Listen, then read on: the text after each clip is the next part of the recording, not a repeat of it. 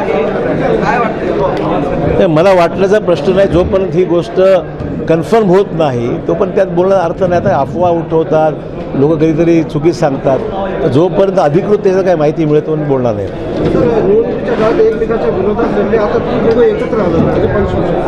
पार्श्वभूमी अशी आहे की आमचे प्रयत्न होता की पहिल्यापासून युती व्हावी, आमचा प्रयत्न होता. पण त्यांच्याकडे मागणी जास्त होती, आमच्याकडे 550 लोकांचे अर्ज होते. त्यामुळे अधिक मागणी असल्यामुळे ते जुळू शकलं नाही. फॅक्ट आहे.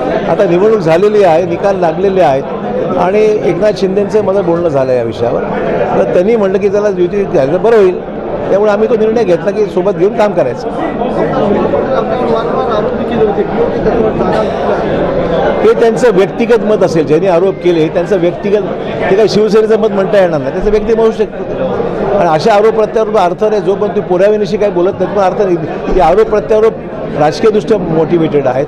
हा काय शिंदे सेनेचा हा निर्णय आहे असं मला तरी वाटत नाही. अद्याप निर्णय घेतलेला नाही. जेव्हा निवडणूक घोषित होईल तेव्हा मी निर्णय आधी चर्चा करू आम्ही.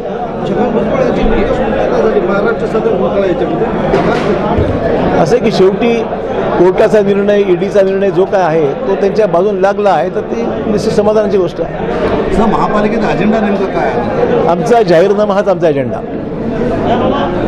येत्या पंचायत समिती जिल्हा परिषद निवडणुकांमध्ये धनुष्यबाणाशिवाय शिंदेच्या पक्षाला निवडणुका लढवाव्या लागतील असं भाकीत जे आहे राऊतांनी केलेलं आहे. असे राऊतांच्या बोलण्यावर विश्वास कसा ठेवायचा? शेवटी हा विषय न्यायप्रविष्ट आहे. न्यायालयात जो निर्णय होईल चिन्हासंदर्भामध्ये किंवा त्यांच्या पक्षाच्या बाबतीमध्ये तो निर्णय लागल्यानंतरची पुढची गोष्ट आहे. अजून काय त्याचा झालेलं नाही निर्णय. राष्ट्रवादी दोघांचं मनोमिलन शिवसेनेला बिनशर्त पाठिंबा दिलेला आहे. कुठे? अपक्ष उमेदवार विजयी झाले. मिनल पाटील त्याने बिनशर्त शिवसेनेला पाठिंबा दिला आहे. तुम्ही 49 धरायला 50 होतील असं शिवसेनेच्या एकंदरीत इंटरनल जे विषय आहेत तो विषय आमदार कल्याणकर आणि त्यांचे गटनेते जे आहेत त्यांनी घ्यायचं आहे. त्यांना ठरवायचं आहे काय करते. पाठिंबा घेतलं तर तो त्यांच्या पक्षांतर्गत विषय आहे. ते ठरवायचं काय करायचं.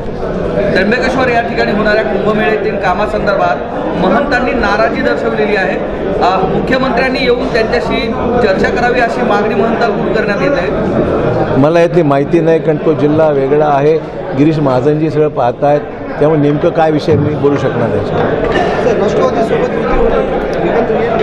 राष्ट्रवादीच्या कुठल्याही नेत्यांशी आमचा संपर्क नाही किंवा त्यांच्याकडून कुठला पुढाकार नाही. त्यामुळे या गोष्टीवर मी आज काय बोलू. आजची पत्रकार परिषदेत शिवसेना तुमच्या काय ठरलं ते सांगा. काय म्हणताय? आजची जी पत्रकार परिषद होती शिवसेना तुमच्या काय ठरलं ते सांगा. ते शिवसेनेने सांगितलं. त्यामुळे शिवसेना आणि आम्ही एकत्र काम करण्याचा निर्णय घेतलेला आहे. तशी नोंदणीसुद्धा महायुती म्हणून नोंदणीसुद्धा विभागीय आयुक्तांकडे आम्ही केलेली आहे आणि याच्यापुढे शिवसेना भाजपा युती ही राहणार आहे महापालिकेत. संजय राऊत म्हणतात की राज्यात लवकरच सत्ता परिवर्तन होईल. असं संजय राऊत हे अनेक वेळा बोललेले आहेत. पण त्यांची स्वतःची इच्छा असेल पण तसं घडत नाही आहे आणि होणारही नाही आहे. सर हिंदी में बताइए. निवडून आणण्यात आले भाजपचे कसं पाहताय सगळं? होतं ना लोकशाहीमध्ये बऱ्याचशा वेळेस बिनविरोध जागा निघतात. त्याच्या कुणी उभं राहिलं नसेल तर बिनविरोध निवडून काही चुकीचं नाही आहे, स्वाभाविक आहे. या अगोदरही बिनविरोधचा ज्यावेळेस महापालिकेमध्ये विरोध झाला न्यायालयात जावं लागलं होतं. या संदर्भात असं कोणा न्यायालयात जायचं ना त्यांचा व्यक्तिगत प्रश्न आहे. पण एक महाराष्ट्रामध्ये काही नवीन नाही आहे. अनेक ठिकाणी लोक बिनविरोध निघतात. त्यामुळे झालं असेल तसं.